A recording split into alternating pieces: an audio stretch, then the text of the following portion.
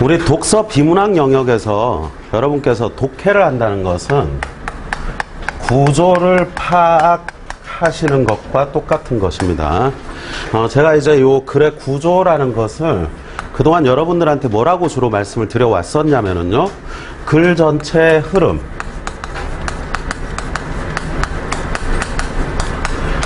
글을 왜 썼고 어떤 흐름, 어떤 구조로 흘러가는지를 파악하는 게 독해이지 한 문장 한 문장을 잘 읽는 게 독해가 아니에요. 여러분 그 모의고사를 지금까지 여러 번 풀어오시면서 특히나 과학기술 지문 같은 경우에 중간에 너무 많은 용어들이 쏟아지고 이해가 잘 안 되는 경우들이 상당히 많습니다. 수능 날에는 그게 더 할 수도 있어요. 반드시 한 지문은 독해가 어려운 지문을 내기 때문이거든요. 하지만 있잖아요. 그래도 이 글을 왜 썼고 그래서 이렇게 설명한다라는 구조를 정확하게 꺼내시게 되면 독해 자체가 크게 어렵지 않게 됩니다, 여러분. 일단 글 전체 흐름을 파악하시는 것 자체가 바로 독해라고 생각을 하세요.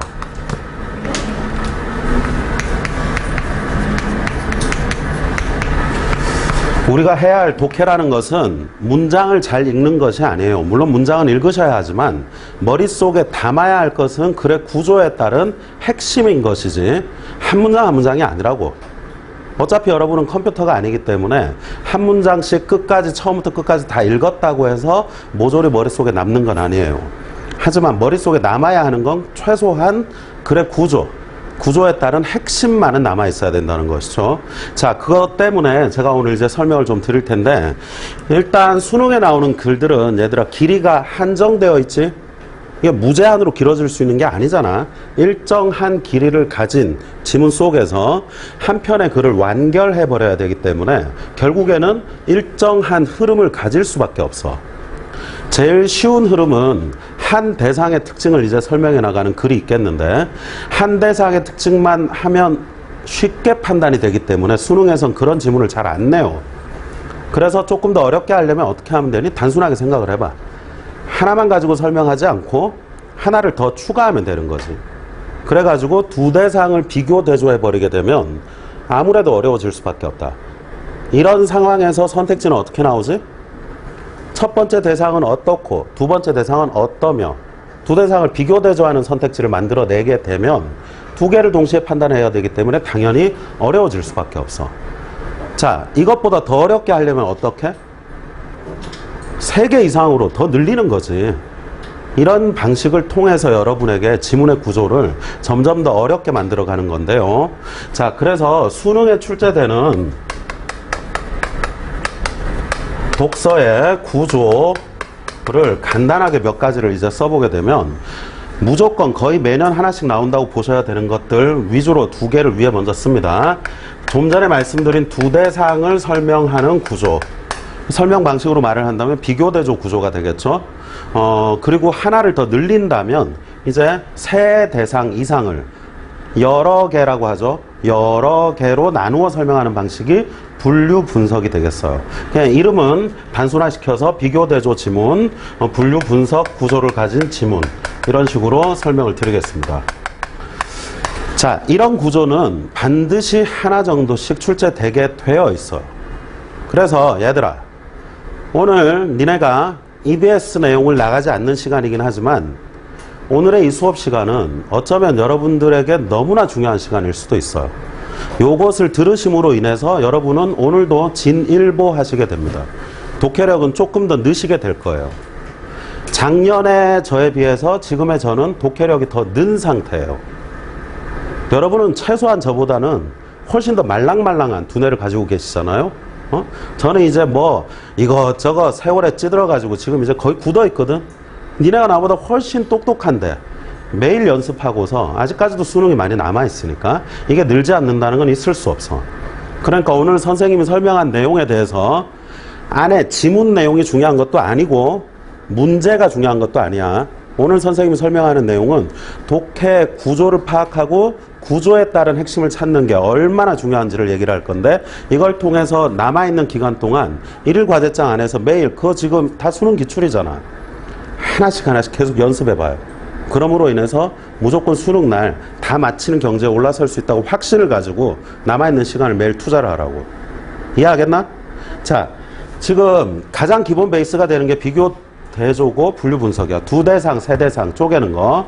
요렇게 하면서 이제 여기에 이어서 이 속에 주로 문제점을 해결해 나가는 구조가 자주 등장하게 되고, 그 다음에 과학기술 지문에 등장하는 과정의 구조, 그 다음에 시대 흐름에 따라 나가는 통시적 구조, 아니면 어떤 주로 예술 지문 같은 데서 작품 자체 하나를 사례로 삼아서 쫙 설명해 나가는 이런 구조, 사례 구조 등등 여러 가지 구조들은 있을 수 있겠지만, 요 안에서 가장 핵심이 돼야 되는 건 비교대조 분류 분석 구조의 지문을 무엇의 핵심을 잡고 읽을 것인가 이 말이야. 여기 프린트 가져가.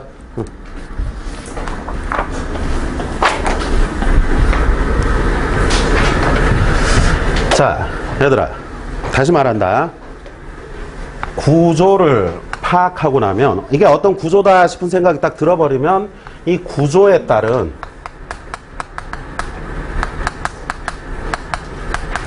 핵심을 찾아.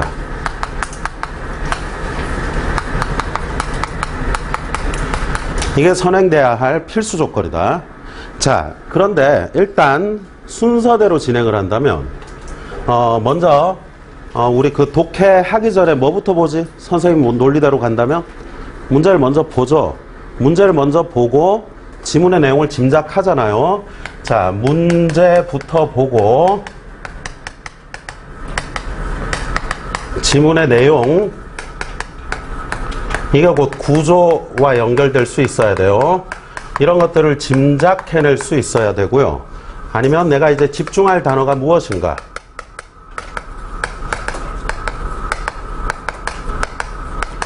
이런 것을 파악하시겠죠? 문제 먼저 보시고 얘네들의 과정을 진행하는 건 그동안 계속 말씀을 드려왔고요. 자, 그 다음에 이제 독해에 들어간다고 해보자고. 독해에 들어가. 지문 독해에 들어가게 되면 이 독해 과정에서 가장 중요한 문단은 몇 문단이라 그랬어? 니네들의 대학은 몇 문단이 결정을 한다고? 첫 번째 문단이 결정한단 말이에요. 누누이 말씀드려왔지만 첫 번째 문단에서 찾아야 할 것에 대해서 다시 한 번만 더 정리를 할 테니까 보세요.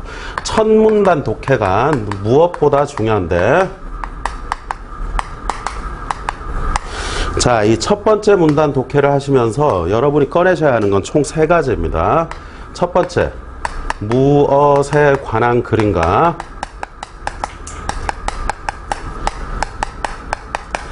다른 생각하지 말고 첫 문단 시작하자마자 대략 이제 문제를 통해서 어느 정도 이걸 꺼낼 수도 있어요. 무엇에 관한 글인지를. 문제를 미리 보고 어느 정도 잡고 왔을 테니까 그런 상황에서 여러분 정의를 하거나 사례를 들어 설명하거나 넓은 범위에서 좁은 범위로 좁히거나 하는 구체화시키는 단어들, 그런 단어들이 곧 이 지문 전체의 무엇이죠.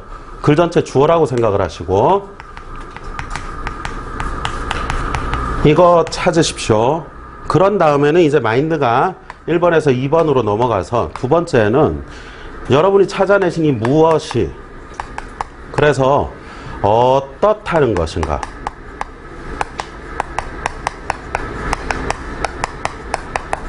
여기까지 진행을 하세요. 어떻다. 이 녀석은 첫 문단의 역할 자체가 이거 두 개를 꺼내기 위한 역할을 해요. 글을 쓰면 이렇게 쓸 수밖에 없어. 이 글이 무엇에 관한 글인지를 보통 첫 문단에 한 5줄 가량으로 일반적으로 배치가 된다고 하면 그 위에 한 3줄 정도까지 얘를 꺼내요. 그리고 남아있는 한두 줄 안에서 보통 어떻다라는 말을 하게 되는데, 이 녀석은 글 전체 서술어죠.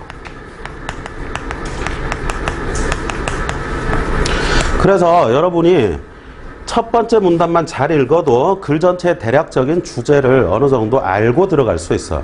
근데도 불구하고 니네는 마음이 너무 급해서 첫 문단을 너무 빨리 읽어. 첫 번째 문단을 좀 천천히 읽어라, 얘들아. 천천히 읽으면서 두 가지를 반드시 꺼내라. 꺼낸 다음에 이제 더 중요한 게 세 번째로 가게 되는데, 이거를 안 해서 니네가 독해가 잘 안 돼. 위에 두 개를 잘 꺼낸다고 할지라도 세 번째를 잘 못하기 때문에 독해가 잘 안 돼. 이게 무슨 말인지를 잘 생각해. 야, 끝나고 나면 여기까지 과정이 딱 끝나고 나서 바로 이 문단을 읽지 마.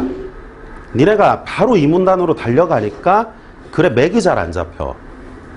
제일 먼저 요것들을 꺼낸 후 하셔야 될 게 뭐냐면 독해를 잠깐 중지하세요. 이 문단 독해를 바로 하지 말고 독해를 3초면 할 수 있어. 3초간 중지. 이 문단으로 달리지 말고 3초간 중지한 다음에 니네가 뭐를 해야 되냐면, 그래서 뒤에 도대체 이어져 내려갈 내용이 무엇인지를 파악하는데 생각을 해라. 문제를 풀 때는 생각 따위는 할 필요가 없다. 문제를 풀 때는 지문 속에 있냐 없냐를 찾는 것이고, 생각을 해야 할 것은 1문단 끝난 직후 도대체 어떤 내용으로 이어지게 될 것인가 라는 것을 생각하시라는 거예요. 그런 다음에 첫 문단 독해가 끝나시고 나면은 뒤에 2문단부터는 글의 구조를 파악하면서 전체 흐름 생각하면서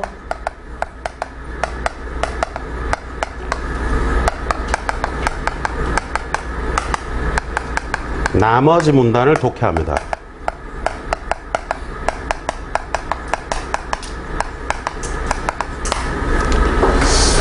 저희가 그 일일과제장 안에서 여러분들 상당히 힘들게 만들고 있는 숙제 요소 중 한 가지가 매번 문단 요약을 시키는 것들인데요.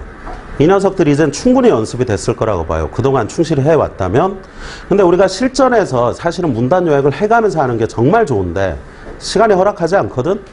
그래서 가능하면 2문단, 3문단, 4문단 읽어 내려갈 때는 2문단의 요약을 간단하게라도 머릿속으로 해나가면서 읽으시면은요, 전체 구조가 훨씬 쉽게 잡히실 수 있어요. 그거는 조금 이제 연습을 필요로 하실 겁니다.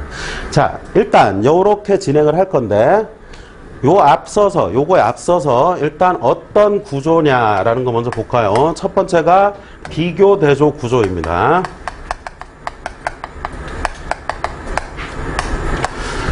오늘 쌤의 수업의 목표는 분류 분석 지문에 있어. 이게 훨씬 고난이도니까 여기에 있는데 그걸 알기 위해서 요거부터 한다. 총 프린트물 안에는 4개의 지문이 있는데 앞서 2반에서 수업을 해보니까 시간이 너무 타이트해. 그래서 비교 대조 지문은 한 지문만으로 끝을 내고 바로 분류 분석 지문으로 넘어갈 테니까 그렇게 아시고요. 자, 비교 대조를 한다는 건 두 대상을 설명하는 거니까 이 핵심이 뭐가 돼야 할 것인가? 두 대상에 뭐예요? 이거야 기초적인 거잖아. 차이점을 찾는데 집중을 하셔야 되죠. 다른 거 필요 없어. 일단 차이점을 찾아내시게 되면 대부분이 정답과 연결되게 되어 있어요. 그런 확신을 가지시고 아무리 문장들이 많고 어렵게 여러분을 만들어도 요거에 치중해서 읽으라고. 자, 일단 연습 한번 해볼게요. 첫 번째 지문 가볼까요? 문제 먼저 봅시다. 문제 먼저 보고 앞으로 다시 돌아오도록 할게요. 이게 지금 평가원 지문 몇 개를 뽑아놨기 때문에 여러분들이 이미 다 풀어보신 지문들이에요. 빠르게 갑니다. 자, 일단 16번 문제를 통해서 우리는 중심 내용을 파악하라고 하는구나. 중심 내용에 동그라미를 하시고 글 전체 주제 찾으라고 하는 것이기 때문에 글 쓴 이유와 목적, 글의 흐름, 그래도 어려우면 첫 문단, 마지막 문단의 핵심을 파악해 보시면 대부분 쉽게 찾을 수 있는 녀석입니다. 자, 내려가시고 17번. 윗글을 읽고 추론한 내용으로 틀린 것 하고 있는데요. 추론이라는 단어를 사용하는 문제는요, 여러분에게 정말로 생각하고 추측하고 상상하라는 걸 요구하는 것이 전혀 아니고, 추론이라는 것을 쓸 때는 선택지 안에 있는 단어가 지문 속에 어디인지 잘 안 보여요.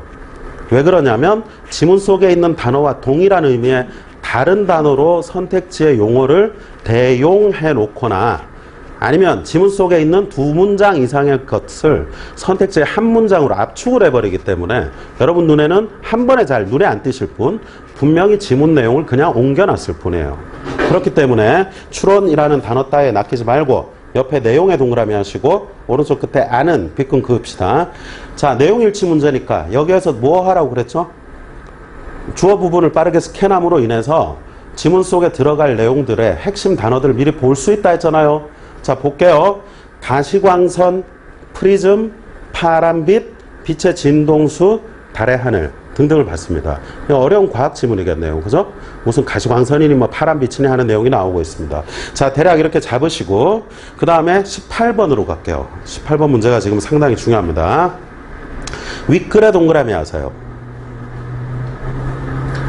보기로 화살표를 날립니다. 자, 윗글을 바탕으로 보기에 가나.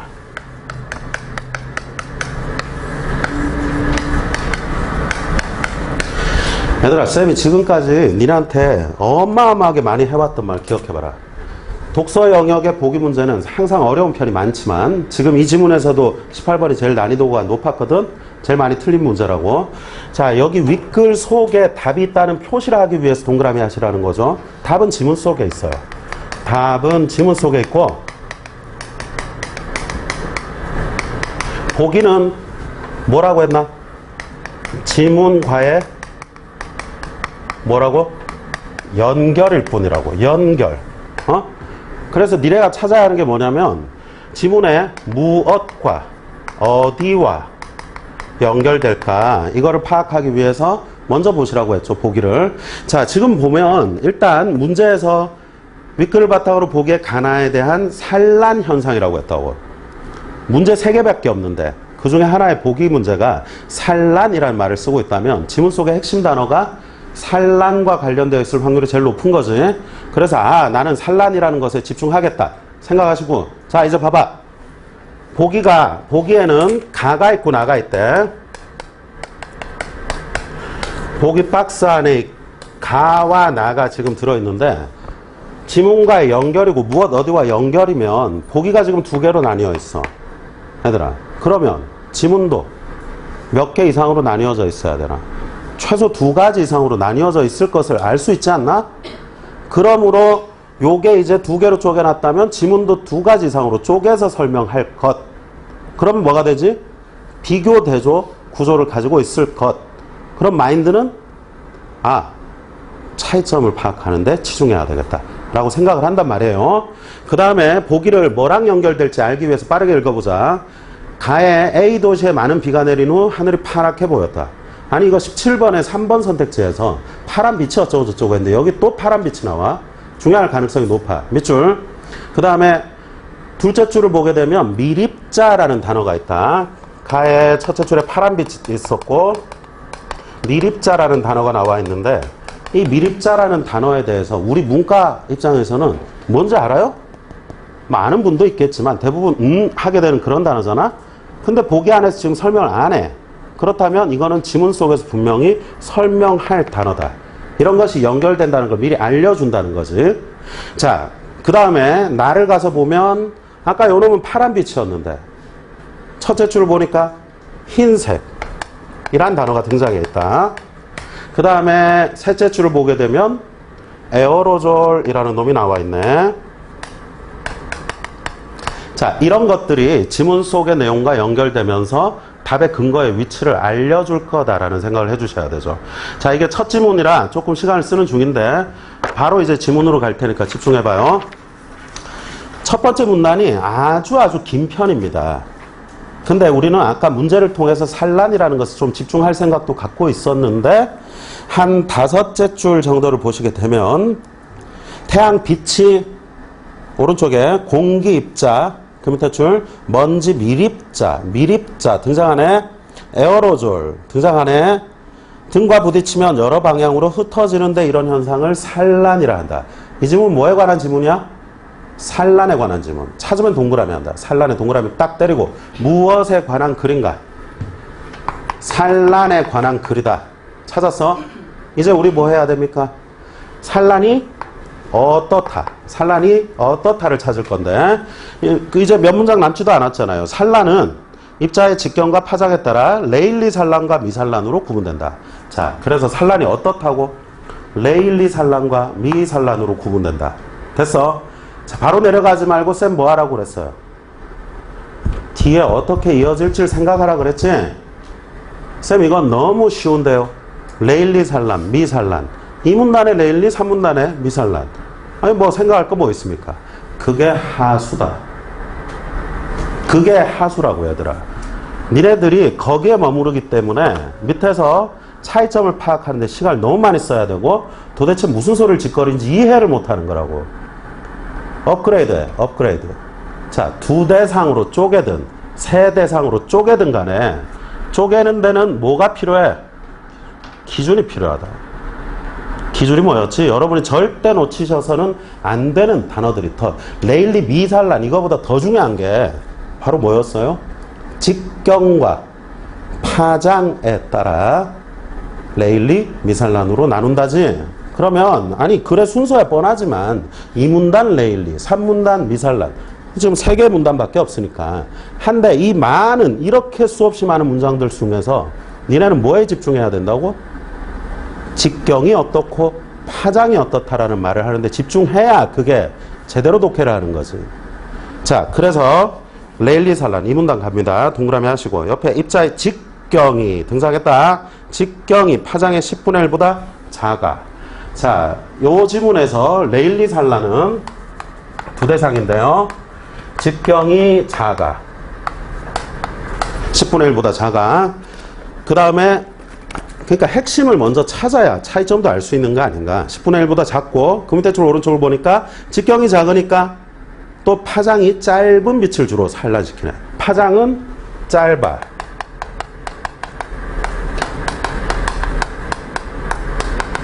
이 2개가 핵이었잖아. 레일리 산란에 직경은 10분의 1보다 작고 파장은 짧습니다.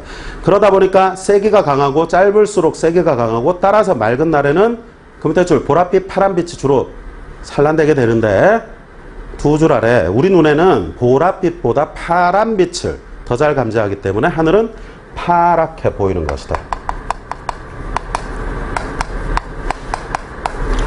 됐어요? 문장들이 상당히 많지만 핵심들을 따다닥 잡고 복이랑 연결된 파랗게를 놓치지 마시고 그리고 이제 복이랑 연결 바로 해볼까? 복이 안에 지금 2개가 있었고 지문도 지금 레일리 산란, 미산란으로 쪼갤 건데 요 녀석 뭐랑 연결됐다고 봐야 되나? 지금 쌤 여기 밀입자 이게 조금 니네를 어렵게 하려고 지문에는 밀입자의 직경의 크기를 말하지 않았지만 보기에 지금 직경의 크기가 나와 있는데 지문하고 들어가서 보게 되면 10분의 1보다 작다라고 말했던 그것과 그대로 일치하게 되어 있다. 그래서 요 녀석이 연결되면 바로 쓰라고. 연결되면 딴 거 하지 말고 바로 써. 레일리 산란이다. 이 될 수밖에 없다. 자, 지문의 구조상 얘는 뭐여야 해? 이 새끼도 레일리 산란이면 이상하잖아. 완전 다른 건데 지금. 그러니까 얘는 보나 안 보나 미산란이겠지. 그런지 확인해 볼까요? 마지막 문단 갑니다. 미산란은 입자의 직경이 파장의 10분의 1보다 크다. 봐. 자, 미산란이라는 놈과 레일리 산란 서로 다른 거였는데 직경이 이번에는 커. 또 뭐에 집중? 파장이 어떤지. 둘째 줄 오른쪽으로 가니까 파장의 차이는 거의 없다. 파장의 영향은 거의 받지 않는 걸로 나오네요. 자, 그러더니 첫째 줄 오른쪽에 뭐 있었냐? 에어로졸. 나와 있네. 보기랑 연결되어 있고 에어로졸 때문에 일어나는 산란이고 그 다음에 셋째 줄에 뭐 있어? 구름이 흰색으로 보인다 라고 나와 있거든. 확실하게 연결됐음을 파악할 수 있어요. 얘는 흰색. 자, 제가 지금 그 칠판 협소에서 요렇게만 간단하게 핵심 차이점, 2대상의 차이점을 파악하라라는 것을 꺼냈고 요 차이점을 딱 잡은 직후 문제풀이에 이제 들어가 보시게 되면 16번에는 1번, 17번에는 3번이 나옵니다. 알아서 해결하시고요. 문제풀이에 치중하는 시간이 아니에요. 지문 내용에 치중하는 시간도 아닙니다. 차이점을 찾아봤더니 18번 이제 가나를 정확하게 연결할 수 있었고 그래서 이제 선택지를 분석할 때는 어떻게 돼야 돼요? 가가 A고 나가 B 도시거든. A 도시는 뭐라고만 집중해서 찾아? 레일리. 가보자고. 1번. 얘들아, 보기 박스가 있는 선택지는 연락 길어. 왜 길어? 지문과의 일치도 만들어야 되고 보기와의 일치도 만들어야 하다 보니까 선택지는 무지하게 길지만 지금 이 문제에서 요구하는 건 무슨 산란이냐 이거거든. 그렇기 때문에 가서 보게 되면 A 도시는 더 파랗게 보이는 거 어쩌고 신경 쓰지 말고 오른쪽에 무슨 산란? 미산란이라고 되어 있으니까 틀렸잖아. 그거 2번 A인데 또 중간에 미산란 극구. 여기에 무려 거의 20% 가까운 학생들이 답을 했다. 2번에다가 뭘 못하는 거냐 지금. 연결할 생각조차 없었던 거야. 안 그런가? 그러니까 2번 따위에 답을 하겠지. 3번 B도시면 미산란. 오른쪽 끝에 미산란이네. 3번 정답. 4번 B도시인데 오른쪽에 레일리라고 해서 틀렸다. 5번 둘 다 모두 미산란이라고 해서 틀렸고. 이런 식으로 아주 간단하고 정확하게 풀 수 있는 문제를 지문 내용 속에 너무 낚여 있다 보니까 여러분께서는 어렵게 처리를 하신다는 거죠. 자, 일단 얘들아 다시 봐봐. 쌤이 니네한테 오늘 수업하고 싶은 내용은 좀 전에 지문의 내용도 아니고 문제도 아니야. 여기 와서 어떤 구조인지를 먼저 보고 나면 마인드가 이게 딱 잡혀야 돼. 이 생각을 하는 게 독해야. 자, 그러면 쌤이 오늘 궁극적으로 뭐 설명하고 싶다 그랬었지? 이거 설명하고 싶다 그랬었지?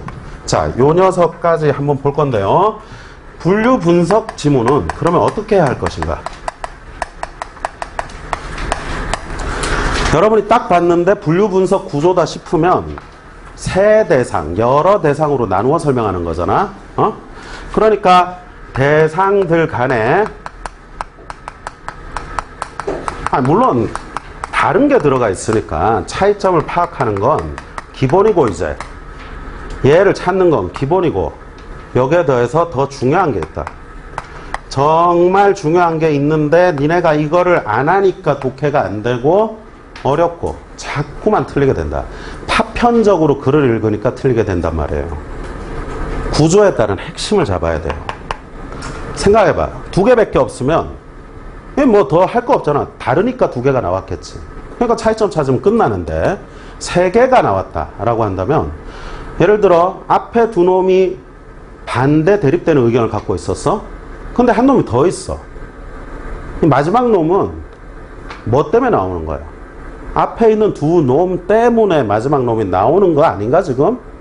이게 무슨 말이냐면 대상 간의 관계가 있단 말이야. 3개 이상으로 나누어 설명하게 되면 이 놈들끼리의 관계가 있는데 그 관계를 읽지 않고 생각조차 하지 않고 한 문장 한 문장만 읽고 있기 때문에 독해가 안 돼요.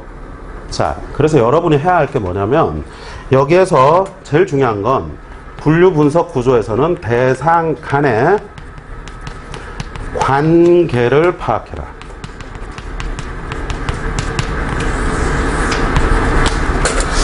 자, 얘들아, 대상 간의 관계라는 것은 상당히 다양할 수 있겠다. 제일 쉬운 관계는 그냥 단순 열거일 수도 있어. 뭐 A라는 대상이 있는데 그 대상의 사례로는 기억, 니은, 디귿, 리을이 있다. 이러고 그냥 늘어놓는 관계가 있다면 더 생각할 필요 없지. 근데 좀 전에 쌤이 뭐라고 했지? 두 대상이 대조되었는데 그 녀석을 마지막 놈이 또 나온다면 오늘 아침에 수업할 때도 변증법 있었잖아요. 변증법적으로 절충할 수도 있겠고 아니면 완전 새로운 A도 B도 안 되겠다. A도 B도 안 되겠다 하고 새로운 대안을 제시할 수도 있어요. 아니면 첫 번째 놈이 개념 나왔는데 문제점이 있고 이거를 두 번째 놈이 해결했는데 그 놈도 아직 한계가 있어서 그래서 세 번째 놈이 필요했다. 이런 식으로 개선되어 나가는 구조일 수도 있고 그리고 마지막 이거 지금 칠판이 비좁아서 포함되는 구조가 있을 수 있어. 포함. 얘들아 이게 몇 년에 한 번 정도씩 출제가 되면 나올 때마다 정답률이 곤두박질 친다. 이거를 관계 파악을 안 하고 문제풀이를 하니까 풀리질 않는 거예요. 한 문장 한 문장에 찾아보려고 해도 안 나온다고 답이. 쌤 도대체 이게 답의 근거가 어디 있습니까? 이걸 안 하고 있으니까. 이걸 안 한다는 건 니네 독해를 안 한 거야. 쌤이 오늘 아주 강하게 얘기를 하는데 여러 대상이 나와 있는데 관계 파악조차 하지 않고 문제를 풀면서 독해를 했다고? 읽기만 한 거지. 독해를 한 것이 아니죠. 무슨 말인지 이해하겠나? 자, 가장 단순한 지문 하나 사례로 빠르게 한번 보고 뒤에 걸로 넘어갈게요. 분류 분석의 첫 번째 놈을 한번 보시죠.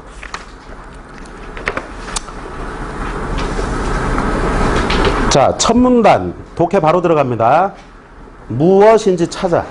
무엇에 관한 글인지. 79페이지라고 적힌 지문. 무엇에 관한 글이냐?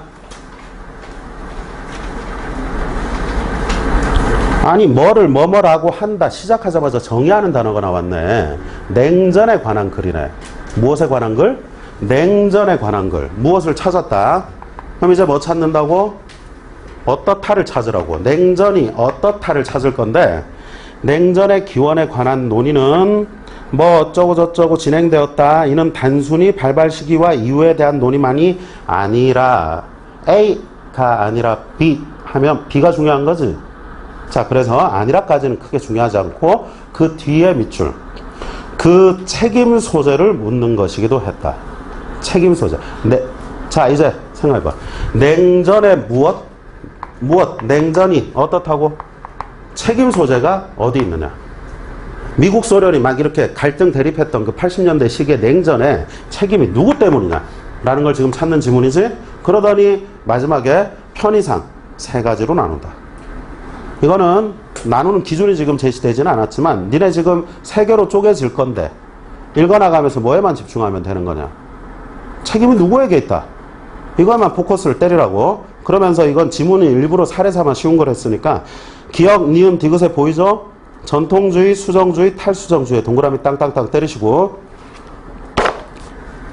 20초 안에 이걸 독해해야 된다면 당연히 뭐에 치중하면서 읽어야 할 것인가? 책임 소재가 어디 있다. 그것만 찾으라고요. 딴 거 필요 없어요. 자, 기억의 전통주의 옆에 냉전을 유발한 근본적 책임이 소련의 팽창주의에 있다. 소련 때문이네. 소련 네가 잘못해서 냉전이 생겼어 라고 얘기를 했고, 바로 내려가세요. 그냥 니은의 수정주의는 냉전의 책임이 미국에 있다. 자, 찾았으면 여러 대상으로 나누는데 세 가지 이상으로 나뉠 때 분류분석 구조다 싶으면 뭐 생각하라고? 두 번째 대상이 나온 직후 관계를 한 번만 생각해라. 두 대상의 관계를 한 번쯤 생각하고 넘어가라고. 미친 듯이 읽지만 말고. 대립되었네. 완전 정반대로 대립되고 있네. 그러면 세 번째 놈이 절충하거나 완전 새로운 C라는 대안을 꺼낼 확률이 상당히 높은데요. 내려가서 이제 보시게 되면 디귿의 탈수정주의는 옆에 위에 두 가지 주장에 대한 절충적 시도로 냉전의 책임을 일방적으로 어느 한쪽에 부과해서는 안 된다. 둘 다 잘못이야 라는 절충을 하는 것이죠. 변증법적 전개를 하고 있네요. 자, 좋습니다. 이렇게 보셨다면 가서 26번의 정답인 3번. 그냥 니네 차이점 파악하고 했던 것을 통해서 3번의 수정주의는 책임만 집중해서 봐도 소련이 아니라 미국이었으니까 바로 답을 확인할 수 있고, 밑에 가나다, 보기에 가나다 3개가 있고 지문 3개였잖아. 그러니까 그거를 하나씩 연결하시면 되는 거예요. 자, 그래서 가를 보자마자 미국, 소련 둘 다 나와. 얘 뭐겠니? 탈수정주의. 그 다음에 나는요, 첫째 줄 소련 분쟁을 일으켰네. 얘는 전통주의. 그 다음에 다는 마지막을 보게 되면 미국이 어쩌고 저쩌고 하니까 수정주의. 이렇게 연결하면 끝나는 거죠. 지문 지금 몇 줄 읽지도 않았지만 답을 찾을 수 있잖아요. 물론 난이도가 좀 낮은 지문이기도 합니다만 결국 지문의 구조가 문제에서 묻는 핵심으로 연결된다는 걸 잊지 마세요. 자, 이걸 바탕으로 해서 오늘 제가 설명드리고 싶은 지문, 마지막 지문이 남았습니다. 내가 오늘 마음이 좀 급해가지고 여기까지 막 달려왔는데 이제 정신 차리고 집중 바짝 해서 들어. 자, 85페이지라고 되어 있는 지문 있죠. 문제 먼저 보고 들어오도록 하겠습니다.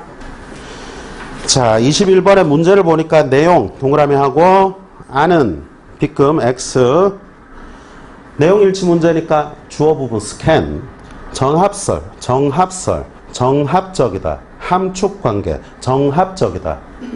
이 지문에서 니네가 이해 못하면 안 되는 내용이 뭐냐? 도대체 정합적이다가 뭐여? 라는 것을 이해 못하면 이 지문은 독해를 안 한 것이다. 자, 그 다음에 22번 가의 사례 밑줄 문제 나왔는데요. 밑줄의 사례, 제가 몇 번 말씀드렸지만 밑줄의 사례 유형은 밑줄이 길어요. 무조건 길고 밑줄만 읽어도 대부분 답을 찾을 수 있게 되어 있다. 이런 문제는 바로 풀어버려야 돼. 보니까 가를 읽어보면 동시에 참이 될 수도 없고 동시에 거짓이 될 수도 없는 명제 간의 관계라고 되어 있네. 자, 그러면 두 문장, 명제는 문장이라고 생각해. 참 거짓을 따질 수 있는 문장인데 두 개의 문장이 동시에 참이 될 수 없고 동시에 거짓이 될 수 없는 이런 관계를 우리는 모순 관계라고 합니다. 자, 그러면 가서 1번을 보시게 되면 민수는 은주보다 키가 커. 근데 옆에 보니까 민수는 은주보다 키가 크지 않다. 가능하냐? 두 개의 문장이 동시에 참일 가능성은? 쌤, 키가 크지 않다는 말은 키가 같다는 말도 있잖아요. 하지만 키가 이미 크다고 했는데 같을 수도 없고 작을 수도 없어. 그렇기 때문에 1번은 무조건 모순관계에 있는 정답이 되어야 함에도 불구하고 자, 밑에를 보시면 3번에 그것은 민수에게 이익이다. 오른쪽에 손해다. 난리 난 거죠. 그래서 실제 이 문제를 풀 때 3번의 매력적 오답에 답을 한 학생이 20%가 넘게 나오게 됩니다. 생각을 하게 되는 거죠. 이익? 손해? 완전 대립되는 관계인데? 라는 생각을 하게 되는 거예요. 자, 여러분, 근데 우리가 흔히 반대어, 대리버라는 것 속에는 좀 전에 말했던 중간항이 아예 있을 수 없는 모순관계의 단어가 있고 중간항이 있을 수 있는 그냥 단순 대립관계의 단어들이 있어요.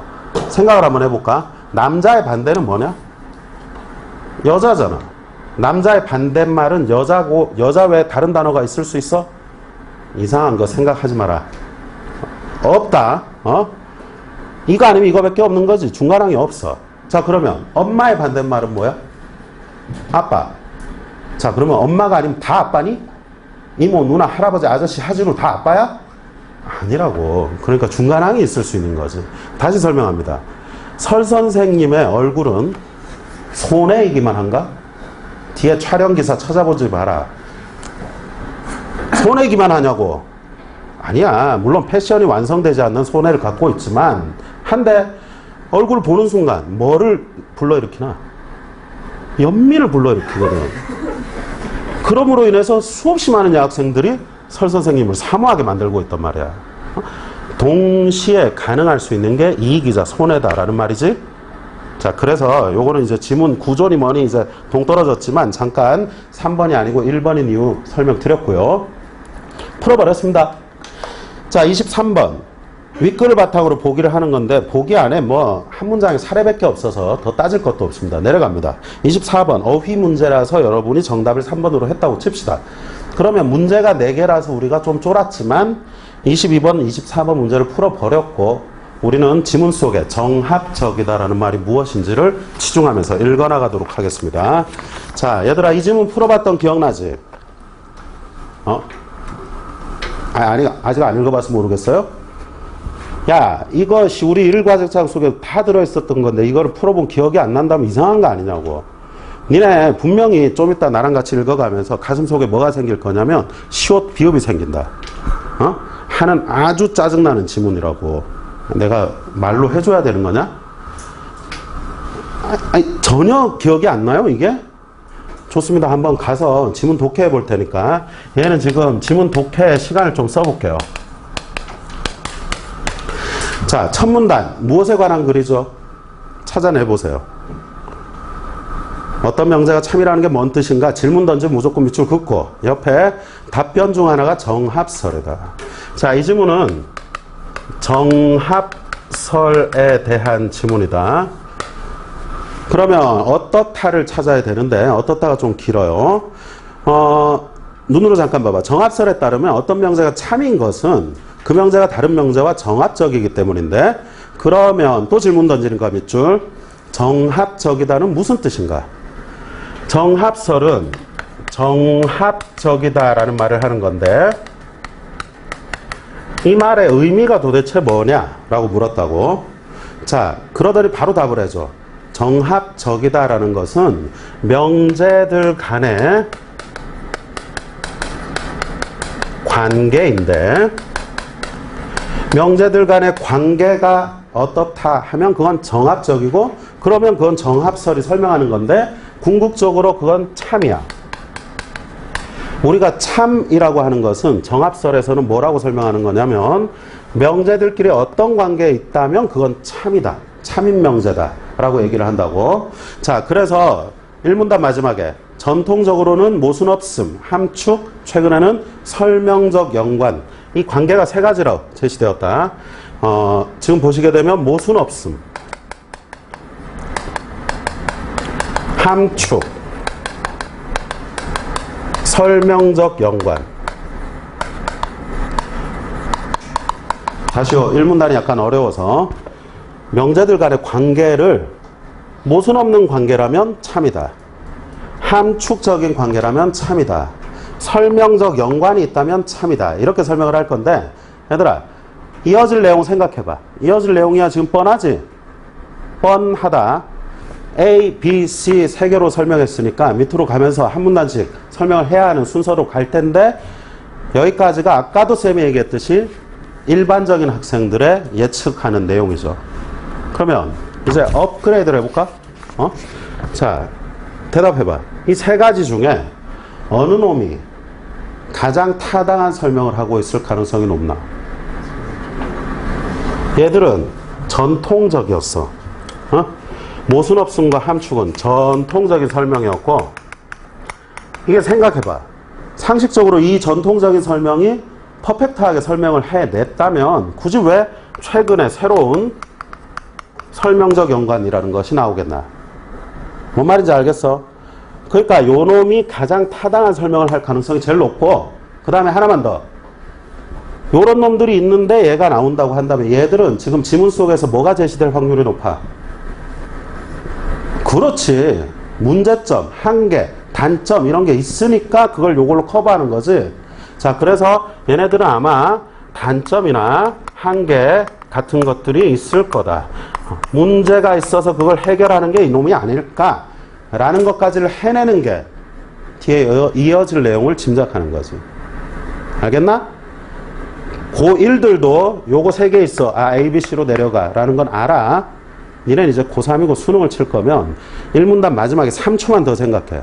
쌤 이거를 어떻게 아니라니까. 맨날 똑같아 얘들아. 맨날 똑같기 때문에 충분히 해낼 수 있어.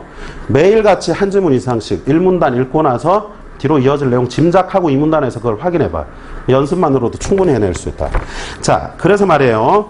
먼저 정합적이다를 모순 없음으로, 모순 없음에 동그라미 하시고, 빨리 합시다. 모순 없음에 동그라미 하시고, 으로 정의하는 경우 추가되는 명제가 이미 참이라고 인정한 명제가 모순이 없으면, 모순만 없으면 정합적이고, 모순이 있으면 정합적이지 않다. 모순만 없으면 참이고, 모순이 있으면 거짓이네. 그러더니 사례가 뭐로 나오니? 은주는 민수의 누나다. 은주는 민수의 누나가 아니다. 모순이잖아. 이렇지만 않으면 참이 된다는 거예요. 자, 그래서 근데 있잖아. 이런 문제가 발생한다. 봐봐라. 그 문단 마지막에 밑줄 그어봐. 정합적이다를 두 줄, 맨 밑에 두 줄, 니은 바로 위에 모순 없음으로 이해하면 앞에 예에서처럼 전혀 관계없는 명제들도 모순이 발생하지 않는다는 이유만으로 모두 정합적이고 참이 될 수 있는 문제가 생긴다. 문제, 세모 때려두고 문제점 발생했으니까. 자, 쌤 사례 하나 들어볼 테니까 들어봐봐. 이창민 선생님은 남자다. 참이야 거짓이야? 이 대답이 안 나오면 안 되지. 참인 거지? 그지? 자, 그러면 쌤이 놀라운 사실들을 하나씩 밝혀줄게. 이창민 쌤이 사실 니네한테 총각이라고 하던가? 결혼했다. 이창민 쌤 결혼해서 애가 셋이야. 집이 어마어마한 가꾸라서 금수저를 물고 나와가지고 빌딩 두 채가 자기 앞으로 되어 있대. 아주 비싼 외제차를 타고 다닌다. 그래서 내가 한번 물었거든. 뭐 때문에 여기서 일을 하세요? 저 학생들 가르치는 게 너무 좋아서 취미 삼아 학원 선생님을 하고 있습니다. 라고 얘기를 했거든. 모두 개 불화임에도 불구하고 지금까지 얘기했던 게 야, 누가 그런 사람이 있어? 누가 취미로 학원 선생을 하나? 전부 불화였는데 불구하고 이창민 선생님은 남자다와 모순이 없잖아. 다 뭐가 돼버려야 돼? 다 참인 거야. 이런 문제점이 발생하는 게 모순 없음의 관계라고. 됐니? 자, 이런 문제가 있어서 그 밑에 문단 3문단 해결하기 위해 나온 게 함축으로 정의하네. 자, 함축으로 정의한다는 건 밑에 사례를 보시면 은주는 민수의 누나다가 포함하고 있는 의미를 보는 거죠. 누나니까 여자겠지. 여자다는 참이어야 돼. 그리고 또 어떤 문장들이 있을 수 있을까? 은주는 민수보다 나이가 많다. 은주와 민수는 뭐 같은 가족이다 등등의 문장들이 포함되어 있을 수는 있겠네요. 자, 이렇게 설명하는 것인데, 근데 그 밑에 문단 가봐요. 그런데 정합적이다를 함축으로 정의할 경우 참이 될 수 있는 명제가 과도하게 제한됩니다. 세모, 문제점이잖아. 너무나 작은 명제들, 몇 개의 명제만이 참이 될 수 있고 그게 아닌 나머지 모든 명제가 거짓이 돼버리는 문제가 발생합니다. 이해되셨어요? 이걸로도 퍼펙트하지 않고 이걸로도 퍼펙트하지 않아서 나온 게 4문단의 둘째 줄. 그래서 정합적이다를 설명적 연관으로 정의하는데 해결 방안이 많네. 얘는 사례 보세요. 눈으로. 민수는 운동신경이 좋아. 그러니까 농구를 잘하겠지. 인과관계로 설명이 되네. 뒤집어도 되죠. 농구를 잘해. 그러니까 운동신경이 좋겠지. 이렇게 할 수도 있는 거지. 자, 그러므로 이렇게 설명적 연관으로 정의하면 이게 되면 참이다라고 하는 건데요. 요 녀석으로 하게 되면은 한 밑에서 4줄 정도를 볼게요. 설명적 연관으로 정의하게 되면 함축 관계를 이루는 명제까지도 포괄할 수 있는 장점이 있다. 쌤이 대상들 간의 관계를 생각하라 그랬는데 맨 위에 2개는 서로 이제 모순 관계에 있었고, 아니 문제점이 있어서 그걸 해결하는 관계에 있었다라고 생각을 했더니 내려가서 보니까 지금 정합적이다를 설명적 연관으로 정의하며, 설명적 연관은 뭘 하고 있는 거냐면 함축을 포괄할 수 있다는 장점이 있다. 이렇게 나왔거든. 이걸 떠올릴 수 있어야 돼요. 자, 그러면서 마지막 함축으로 이해하는 것보다 많은 수의 명제를 참으로 추가할 수 있게 된다 했는데, 그러면 이거 3개잖아.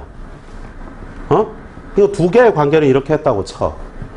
모순 없으면 어떻게 처리해야 되나?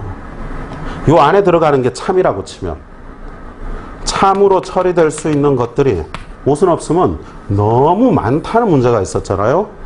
이렇게 돼야 하는 거죠. 쌤, 이걸 어떻게 해냅니까? 이거를 하면서 한 번에 어떻게, 그게 아니고 지금까지의 기출문제들은 이런 패턴을 띠고 있는 지문들이 몇 년마다 한 번씩 나온단 말이야. 나올 때마다 그 정답률이 곤두박질 친다 그랬지? 그래서 이런 것들을 여러 개가 나왔어. 관계를 파악해야지 라고 생각을 한다면 니네 정도의 머리를 가진 친구들이라면 해낼 수 있단 말이에요. 자, 이거를 하지 않은 건 독해를 하지 않으신 것과 똑같습니다. 자, 이렇게 하신 다음에 문제풀이를 한번 가볼게요. 21번에는 1번, 2번, 5번에서 어려워하는 학생들은 많지 않습니다. 그러면 4번으로 가볼 3번, 4번을 볼 건데 3번 선택지를 봐봐. 정합적이다를 모순 없음으로 이해했을 때 참이 아닌 명제는 함축으로 이해했을 때도 참이 아니다. 하나만 가지고 판단할 수 있는 게 아니고 2개를 동시에 판단해야 되니까 어렵지? 게다가 머리에 팍 안 들어온다고? 그러면 이 벤 다이어그램 있는 데다가 한번 보시게 되면은요. 보세요. 왼쪽을 먼저 판단을 해보세요. 모순 없음일 때 참이 아니다. 그럼 여기 있네. 예를 들어 X라는 어떤 명제가 모순 없음으로 이해했을 때 참이 아니려면 은수는 민주의 누나인데, 은주는 민수의 누나인데 은수는 민주의 누나가 아니다. 이런 모순 관계에 있는 놈이 여기 띵 나와 있겠지? 그러면 요 놈은 함축으로 이해했을 때, 함축은 그 문장 속에 포함된 은주는 민수의 누나이다 에 포함될 수 있는, 은주는 여자다 정도의 문장만이 요 안에 있을 수 있고, 여기 있는 놈이 요 안에 들어갈 수는 없는 거잖아. 포함관계를 따지셨을 때 당연히 참이 아니죠. 자, 그 다음에 4번 보세요. 함축관계에 있는 명제들은 설명적 연관이 있는 명제일 수는 있지만 모순 없는 명제일 수는 없다. 역시나 말이 어렵고 판단이 바로 안 섭니다. 근데 요 안에 이 문장이 있잖아요. 지금 함축관계에 있는 문장은, 명제는 설명적 연관 속에 있을 수는 있는데 모순 없음 속에 있을 수는 없다고? 그럼 여기 있어야 되는데 모순 없음 밖에 있다면 그거는 참인 문장과 모순이 있는 문장, 누나인데 누나가 아니다라고 말한 문장, 그 문장이 어떻게 요 안에 있을 수 있나? 그러므로 지금 4번이 틀렸다라는 걸 알 수 있단 말이에요. 그리고 마지막 남아있는 보기 문제 역시나 저 벤 다이어그램을 활용하시면 쉽게 풀어낼 수가 있게 됩니다. 자, 지금 우리 오전부터 많은 수업을 해가지고 상당히 지치셨겠지만은요, 지문의 내용을 생각하지 마세요.